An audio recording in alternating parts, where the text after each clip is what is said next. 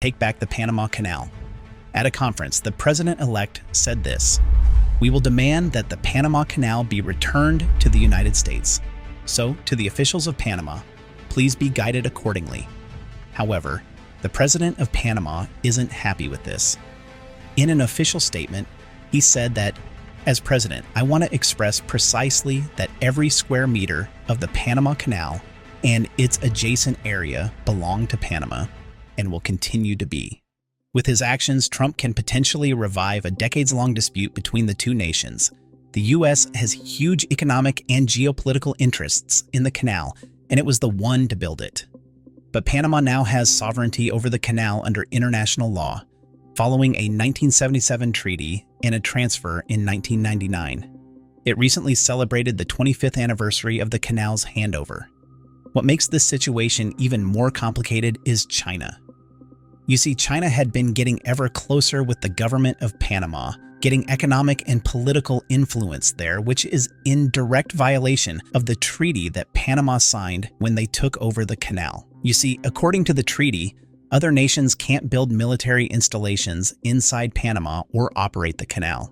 As we'll go into later, this is one of the biggest reasons why Trump feels the treaty is violated, as China is increasingly getting involved in the country. So in this video, we'll go over why Trump wants the canal and to what lengths he's willing to go to achieve his goal. Please be sure to hit the like button to support us. And without further ado, let's dive into the video. Before we go into the current conflict, we need to understand the story of the Panama Canal. It has shaped global trade and national security for a very long time. As early as the 16th century, people were discussing how Panama was ideal for a waterway in between the Pacific and the Atlantic. If we look at the map, there's a narrow strip dividing the Caribbean Sea in the north and the Pacific Ocean in the south. Economically, there was an increasing demand to construct a canal there. With the rise of global trade networks, ships needed to get from one ocean to the other. The colonial powers, and especially Spain, who conquered the area back in 1510, wanted to trade with the Pacific coast of the Americas. Going south of South America was, and still is, very dangerous, and it takes a lot of time. But despite the demand for it, carving a canal through Panama was no easy task. The Atlantic and the Pacific are 50 miles or 80 kilometers from each other. It was impossible to create a canal that big with 16th century technology, especially if we take into account the elevation of the terrain. The biggest challenge was the Culebra Cut in the south, which had a height of 360 feet or 110 meters. Good luck excavating that with a shovel, but centuries later, things changed. The European powers disappeared from the region, with Spain losing control over its empire. The United States emerged in their place, and it needed to solve this problem. It was an economic and national security issue to get from the east coast of the states to the west coast. The Panama Canal would cut the sea route by 8,000 nautical miles or 15,000 kilometers. With the Industrial Revolution well underway, people also had new tools to tackle the problem. But the U.S. understood the daunting challenges of a canal project, which is why it initially opted for a railway. This Panama Railroad was opened in 1855, next to the current-day Panama Canal. Ships could arrive at one side of the railway, and the goods would be transported to ships on the other end, saving them several months and a perilous journey. This railway was crucial for the early development of the U.S., especially for western states like California. But even just a railroad was a tough project, costing $8 million, equivalent to hundreds of millions of dollars in today's money. Tragically, construction also claimed the lives of 5,000 to 10,000 workers because of disease and the tough conditions in Panama. The idea to also create a canal in Panama was not popular in Washington initially. Politicians favored the option to create one in Nicaragua, which made a lot of sense. Although this country north of Panama seems wider, it's actually much easier to create a canal there. There's a giant lake in the middle called Lake Nicaragua, which is much bigger than the one in Panama. There's also a river named the San Juan that connects the lake to the Caribbean Sea and the Atlantic Ocean. West of the lake, there's only the Rivas Isthmus, which is 12 miles, 19 kilometers wide.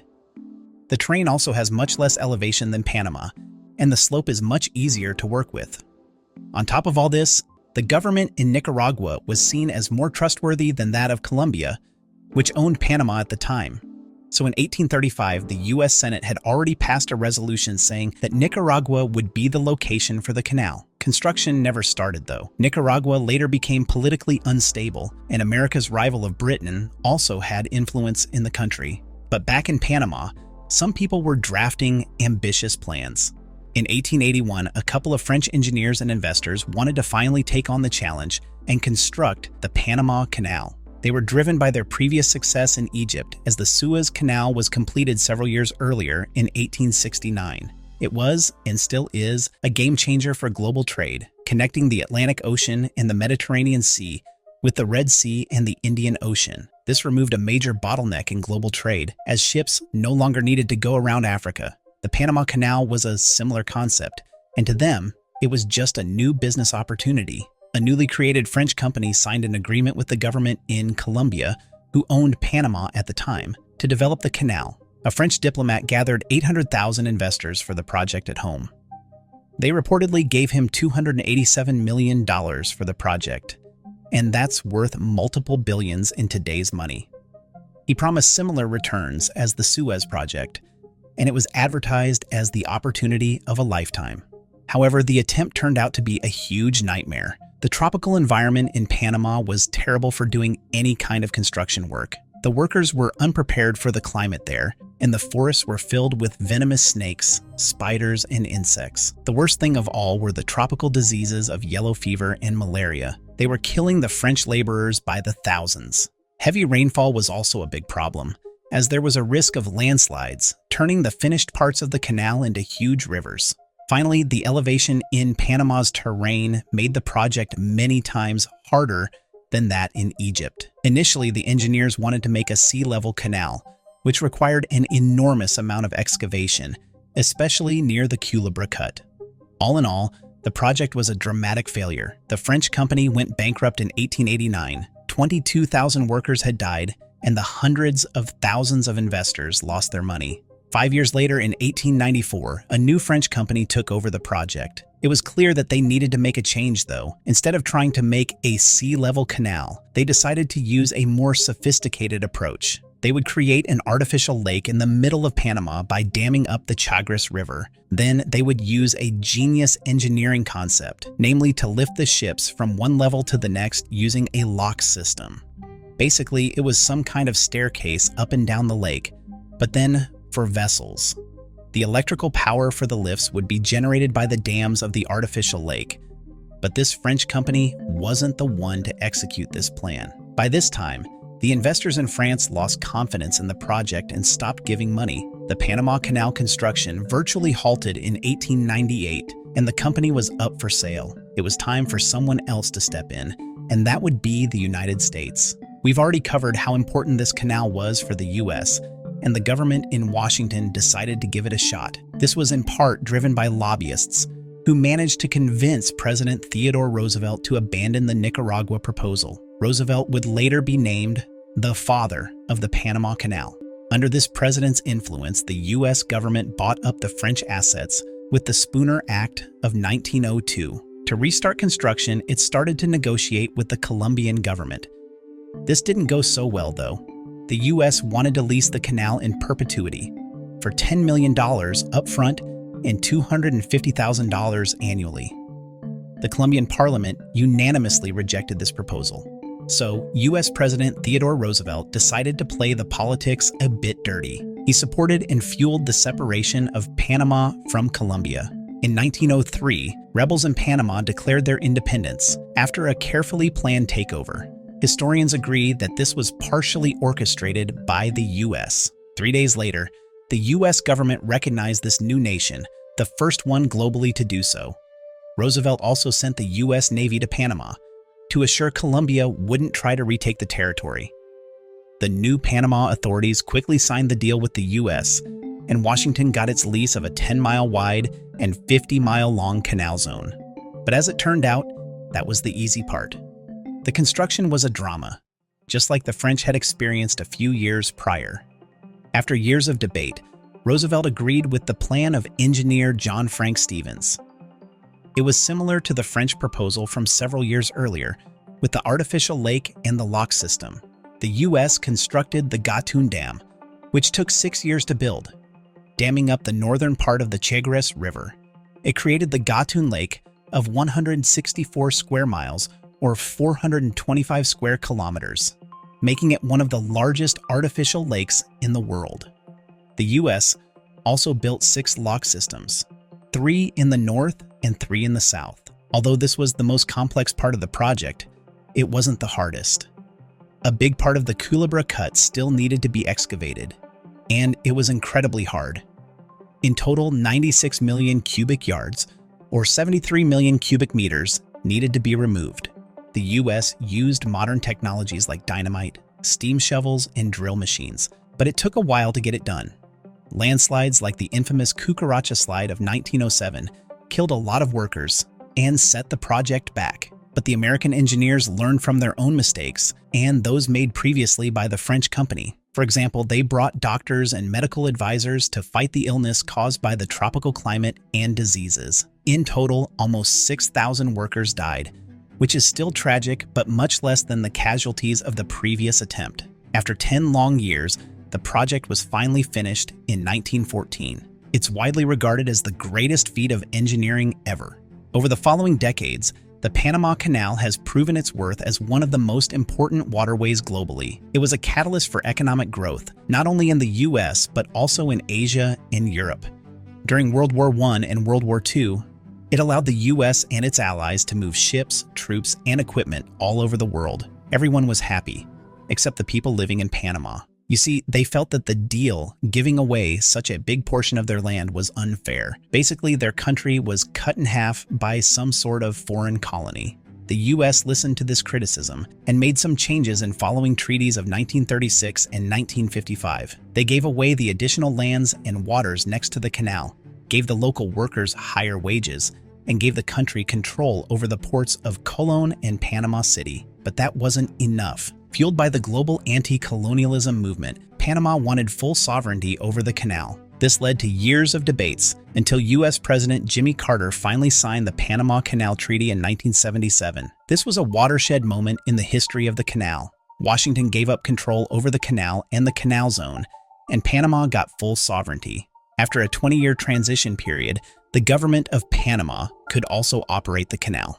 Of course, this made Jimmy Carter pretty popular in the country, and people are still grateful to this day. After his recent passing, Panama's president offered his condolences and his praise, saying that he made our country truly sovereign. But there were a few caveats to Jimmy Carter's deal, written down in the Neutrality Treaty of 1977. This treaty said that Panama should offer every country the same access to the canal, with no difference in tolls. However, U.S. and Panamanian Navy vessels should have priority access in times of war. Also, other nations can't build military installations inside Panama or operate the canal. As we'll go into later, this is one of the biggest reasons why Trump feels the treaty is violated, as China is increasingly getting involved in the country.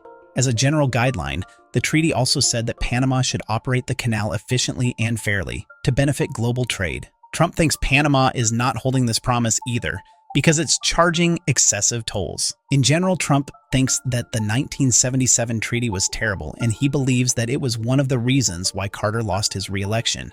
He said that Jimmy Carter gave it to them for $1, and they were supposed to treat us well. I thought it was a terrible thing to do. Trump also claimed that they laugh at us because they think we're stupid. But we're not stupid anymore, so the Panama Canal is under discussion with them right now. They violated every aspect of the agreement, and they morally violated it also. Before we go into that, let's first cover what happened between 1977 and now. You see, there were some important events that shaped the modern-day U.S.-Panama relations. Back when the treaty was signed, Panama was basically a military dictatorship. The U.S. was initially fine with this because it had good ties with the military government. The last dictator of Panama, General Manuel Noriega, was even on the CIA's payroll, serving as a key ally in the Cold War. but later it turned out that he had been playing the US and also giving information to communist Cuba. There was also growing American opposition to Noriega's authoritarian rule and his involvement in drug trade and money laundering. After the flawed election in 1989, Noriega's reputation was finally over. He said the election was stolen because of foreign interference, and he dismissed the results. His paramilitary attacked the political candidates from the opposition, despite them having won the vote. Noriega brutally cracked down on a following coup attempt, executing the rebels. He named himself the maximum leader, basically another way of saying dictator. Tensions were already rising between the US and Panama, as the US government was getting tired of this dictator. At the time,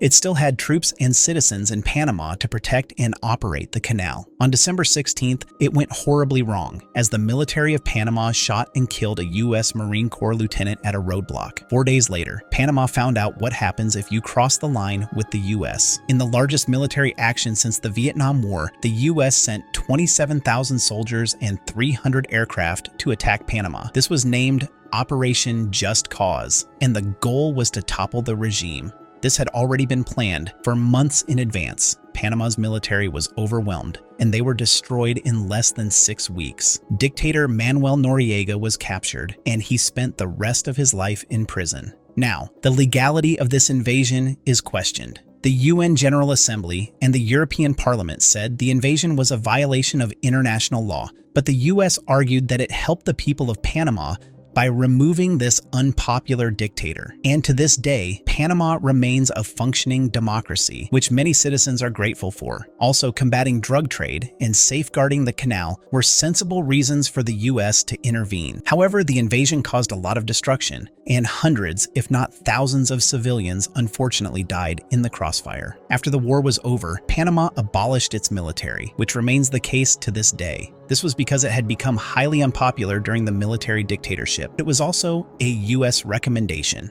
Panama is in a unique position to do so because it faces little threats from its near neighbors. Costa Rica has abandoned its military, and relations between Colombia and Panama are now relatively friendly. And if another power ever invades Panama, the US is also guaranteed to come to its rescue. Right now, Panama only has civilian forces for internal and border security. This model has worked out because over the last 3 decades, the country has been doing great. Panama's economy has performed amazingly, with GDP growth sometimes in the double digits. With a GDP per capita of almost $20,000, Panama has received a high-income ranking globally. This is not in the least because of the canal, which the country now operates and profits from. To their credit, Panama has also been upgrading the canal. It added a new lane with bigger locks to accommodate bigger ships, and the old systems have been upgraded. With all of this context in mind, let's dive into the modern-day problems and try to understand why Trump is openly advocating for a U.S. takeover of the Panama Canal. The history of the canal seems settled by now, but that could change because of a new set of problems. The first issue is an economic one. Nearly 15,000 ships pass through the Panama Canal annually,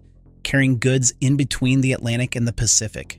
74% of cargo is either headed to or from the United States, making up 40% of total U.S. container traffic. Now, this is all great, except for one little detail. American companies need to pay tariffs for crossing the Panama Canal. Of course, maintaining the canal costs a lot of money, so a tariff can be expected. But tariffs have been on the rise recently, hurting U.S. interests. The average toll in 2022 was about $54,000, but this varies a lot based on vessel size and type. A medium tanker needs to pay nearly $300,000 for transit, and a very large gas carrier needs to pay more than $500,000. And that's for the companies who are able to secure a slot. Because of the scarcity of transit slots, as much as 30% are sold at auctions where prices can get much higher. In 2023, a record was set at one of these auctions with a transit fee of $4 million. One reason for the increase in prices is that the canal has gotten harder to operate due to droughts. Every ship needs about 52 million gallons of fresh water from the lake to move through the locks. In recent years, Panama officials said that unprecedented low rainfall forced them to limit the amount of slots available because of a water shortage. However, some people are criticizing this. Although recent years have been drier than average in Panama, it's far from abnormal. Also, when you take a look at the data, the water shortage isn't that extreme as this has occurred regularly. We can't rule out that there's a profit incentive here and that Panama artificially limits the supply to increase toll prices. This makes sense if we look at the numbers. Panama's canal revenue now far exceeds costs. In 2024, the canal made $5 billion in revenue, and more than 60% of that is profit. As it says in the financial statements of the Canal Authority, it gave $2.5 billion of this profit directly to the national treasury, basically the government. Another $257 million was given indirectly to the national treasury through things like taxes and fees. For a country with a GDP of $83 billion, that's a lot of money. In fact, this canal is one of the biggest sources of government revenue. To Trump's dismay, most of this money comes from the states, as it is the canal's biggest customer. He said that this complete ripoff of our country will immediately stop. To his credit, it seems like the government in Panama is using its power to squeeze out more and more profit. Its profit margins are continually going up at the cost of American shipping companies. That's not what Jimmy Carter intended when he gave the canal to Panama. Just as important as America's trade interests are its national security interests. Increasingly, those interests are being violated too. You see, the U.S. Navy needs to access the canal in times of conflict. Getting ships from the Atlantic to the Pacific, for example, during a war in East Asia, is a matter of winning or losing. World War II has proven this, as America needed to be in Europe and Asia at the same time. Trump complained that Panama charges enormous fees for the U.S. military, which is unacceptable to him. He said that the Panama Canal was built for our military, implying that it should get privileged access. What's adding to his outrage is China's involvement in Panama. China is one of America's biggest rivals, and it's gaining a foothold in Washington's continent at one of its most strategic locations. China has used its economic influence, getting Panama to join the Belt and Road Initiative. In fact, Panama was one of the first countries to join the project back in 2017. It was promised bridges, a rail line, commercial ports, and a cruise ship terminal. Some of these projects have been canceled, which falls in line with the general failure of BRI. However, one project stands out as it relates to the Panama Canal. A group of Chinese companies led by the Land Bridge Group landed a deal to build the Panama Container Port at Margarita Island. This would be a port at the Atlantic side of the canal, greatly increasing the transshipment capacity. The promised investment in the project was $900 million, and in return, the Chinese companies would get partial ownership of the port. Although the project didn't go as well as planned, construction is still ongoing. Now, this all sounds great for Panama, as it's getting more infrastructure to develop its economy. But there's one problem, though. These Chinese companies weren't private at all. As is the case with a lot of Chinese companies, they're essentially CCP proxies. They have CCP members in the company structure, with the power to block or influence any decision. Technically, the CCP can just take over the company if it's a national security concern. What makes it even crazier is that the Land Bridge Company has backing from the People's Liberation Army. The Chinese military established a People's Armed Militia inside the supposedly private company. If these guys control a crucial facility at the Panama Canal, that's a big national security concern for the U.S. A potential PLA unit at the entry of the canal could be a hazard for U.S. companies and Navy vessels during times of war. Concerningly, two other ports at the Panama Canal are already controlled by a Hong Kong-based company called Hutchison Ports. It leased the Pacific Port of Balboa and the Atlantic Port of Cristobal back in 1999, and it recently renewed this lease. Now, Hong Kong is officially independent from the mainland of China, and the Hutchison Company used to not be a CCP ally. But things are changing in Hong Kong, and Hutchison is increasingly under CCP pressure to align with China's interests. The CCP would surely try to game this company in order to control this crucial passage for the U.S. Trump is very mad about this Chinese involvement. He said that the Panama Canal is being operated by China, and we gave the Panama Canal to Panama. We didn't give it to China. They've abused that gift. Back in December, he wished a Merry Christmas to the wonderful soldiers of China who are lovingly, but illegally, operating the Panama Canal. There's no evidence that there are soldiers, at least not to public knowledge. But considering the presence of Chinese and Hong Kong companies in this very strategic area, it wouldn't be surprising. The president of Panama dismissed all of this as nonsense, claiming that there's absolutely no Chinese interference. He added that the only hands operating the canal are Panamanian, and that is how it is going to stay. Perhaps that's true, but he could be influenced by China in order to say this. We also have to keep in mind that there's a growing political alliance between Panama and China. In 2017, Panama cut ties with Taiwan in favor of Beijing. A year later, Xi Jinping himself made a state visit to the country. The underlying reason for this is Panama's economic dependence on China. China is Panama's top export market by far, as the country sold $1.3 billion worth of goods to China in 2023. A big part of this is copper ore, which is abundant in Panama and something in high demand in China. In fact, a Chinese company bought stakes in a company with copper mines in Panama. Meanwhile, Panama imports $1.8 billion annually from China, including electronics, machinery, vehicles, iron, and steel. It also imports a lot of Chinese goods indirectly through the Cologne Free Zone. This is one of the largest free trade zones globally, based in Panama. It has favorable tax exemptions to serve as a re-export hub for Latin America.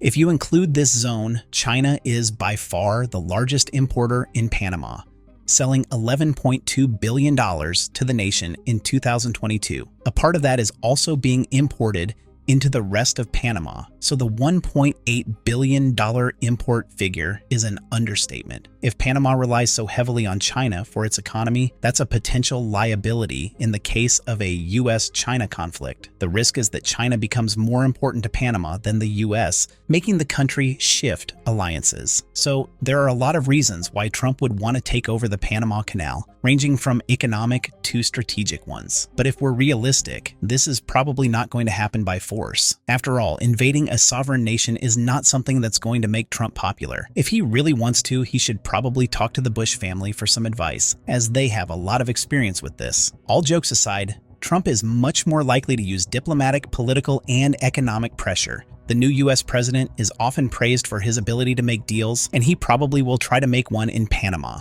The goals are pretty simple, namely to get China out and to lower the tolls for ships. First of all, Trump is going to have a good talk with the government in Panama, pointing out that they should abide by the 1977 treaty. Maybe the government of Panama is willing to concede on some points, although they're unwilling to give up the canal entirely. The country's foreign minister said that the sovereignty of our canal is not negotiable and is part of our history of struggle. If Trump doesn't get anything out of diplomacy, he could turn to economic or political force. Now, these could just be some tough words, but Trump said he's willing to go far. Responding to the question whether he would rule out military or economic coercion in Panama and in Greenland, he said this: "I can't assure you on either of those two, but I can say this: we need them for economic security. Possible measures are blocking investments and certain strategic exports to Panama. Tariffs are also a possibility, as Trump could abandon the U.S.-Panama Trade Promotion Agreement of 2012. However, this will likely come at the expense of U.S. companies, so it depends on how far the president is willing to take it. Trump could also sanction political figures in Panama or use the U.S. intelligence community to undermine their government. But there's something more threatening that Trump could do, which isn't talked about often. He could back alternative routes that can change the game entirely. You see, Panama is not the only place where you can connect the Atlantic with the Pacific. Nicaragua and Mexico also have viable proposals. The Nicaragua Canal was almost built when a Chinese investor showed interest back in 2014. He backed out of the project, and the government in Nicaragua could be willing to work with a new investor. There's a hefty price tag to this, though, as the project costs will likely exceed $50 billion. But as an investment in trade routes and national security, that might be worth it for Washington. In Mexico, they've already started construction on a massive railway project. It will connect two ports along the Isthmus of Tehuantepec, with the potential to handle 1.4 million containers a year. The U.S. could back this initiative, which would take away the monopoly position of the Panama Canal. Through competition, this means that the tolls of Panama should go down, wreaking havoc on their whole industry. If Trump doesn't want to do all of this, though, there is always still a military option. Probably this will only be used if China clearly establishes military bases in Panama, or if there is a hostile government in the country. Only then is there a clear threat to U.S. national security. That's why Trump has refused to rule out military force, because in his own words, it might be that you'll have to do something. If he wants to, The president can take over Panama in a heartbeat. Actually, it might be easier than diplomacy or economic sanctions. Panama abolished its military after the 1989 U.S. invasion. A defense budget of zero doesn't get you far against a defense budget of more than $800 billion. If it happens, a U.S. invasion will likely be more of a special forces operation, focusing on a swift takeover of the government with limited violence. The only things standing in the way are the country's public forces of 30,000 active and 50,000 reserves. They are mostly trained for law enforcement, though, and mostly carry small arms, so they won't be able to do much against the Navy SEALs or the Delta forces if the U.S. wants to take down their government. The CIA will probably be able to figure something out when the U.S. wants to install a puppet government. But whether this is good for America's image in the world is a whole other question. Attacking another sovereign country will draw criticism from the whole world, and it will make the U.S. look nothing better than Russia. The question is, does Trump and the U.S. government care? Countries have been attacked for less in the past, and that's just the way geopolitics works sometimes. We don't have to look far to find examples of this, as the U.S. has done similar things in Panama 2 times in the past. The very founding of Panama was a U.S. intervention, and it's not the only country where these things have happened. Washington sees Latin America as its own backyard, as it has invaded Nicaragua, Haiti, the Dominican Republic, and Cuba before. It also supported coup d'etat in Guatemala, Chile, Brazil, Argentina, and Honduras. So viewing the Pentagon as a friendly organization that would never hurt a fly is flat out wrong. If America's national security is compromised because of the Panama Canal, the U.S. military might consider paying a visit.